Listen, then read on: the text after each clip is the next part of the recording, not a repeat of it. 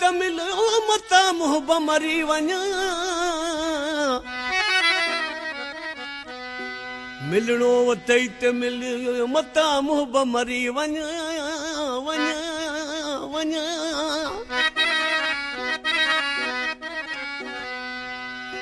ओ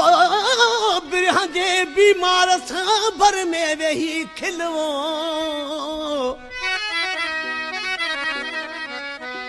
बिरह जे बीमार सां भर में वेही खिल मोर जिया तिल ताब्द ॾिसी दूं करे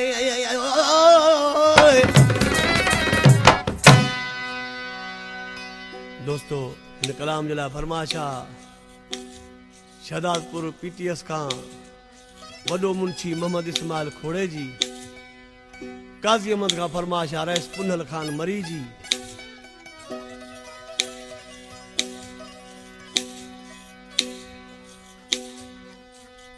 हिन अॼोको जेको दौर हले पियो उन ते कलाम थियल आहे त काथे आहिनि दोस्त ॾसो दोस्ती निभाइण वारा काथे आहिनि दोस्त ॾसो दोस्ती निभाइण वारा ॼायूं वे माण्हू मरी रूअर जाइण वारा काथे आहिनि दोस्त ॾसो दोस्ती निभाइण वारा काथे आहिनि दोस्त ॾसो दोस्ती निभाइण वारा ॼायूं वे माण्हू मरी रूअर जाइण वारा काथे आहिनि दोस्त ॾसो दोस्ती निभाइण वारा काथे आहिनि दोस्त ॾसो दोस्ती निभाइण वारा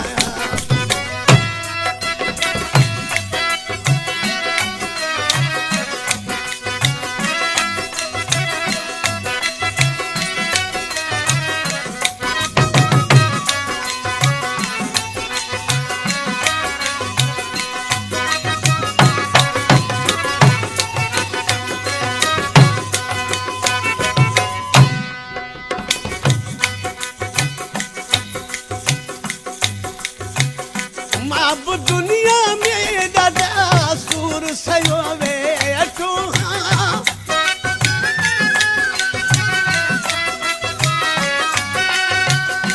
मां बि दुनिया में ॾाढा सूर सयो वेठो पंहिंजे घर में याने माठ कयो वेठो मूंखे बि खोड़ मिलिया सिर विञाइण उहे माण्हू मरी रूअर जाइण वारा काथे आहिनि दोस्त ॾसो दोस्ती निभाइण वारा काथे आहिनि दोस्त ॾसो दोस्ती निभाइण वारा उहे माण्हू मरी रूअर जाइण वारा काथे आहिनि दोस्त ॾसो दोस्ती निभाइण वारा काथे आहिनि दोस्त ॾसो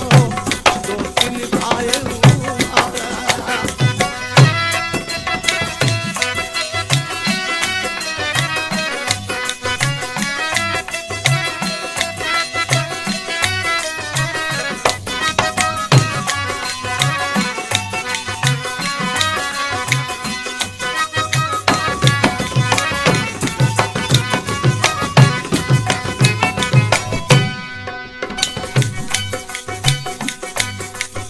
हिंद अधेर नगरीअ में को बि कीजो यार कोन्हे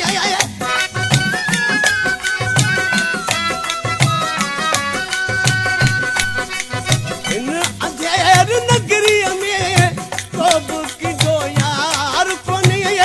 हर को मतलब जो केजो कंहिंसां प्यार कोन्हे लखनि में के मिलण पेट पाइण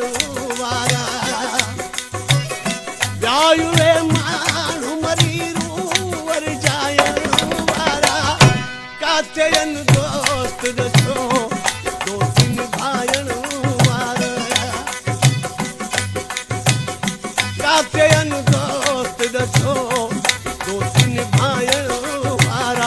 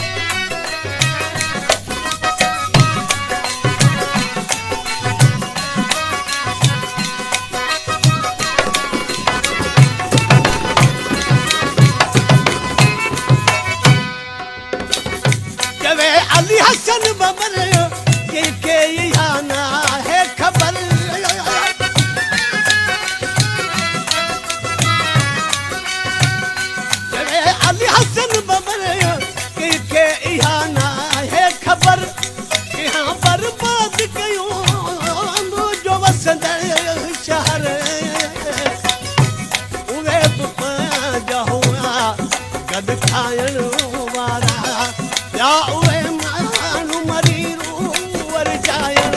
वारा काथे आहिनि दोस्त ॾसो दोस्त निभाइण वारा या उहे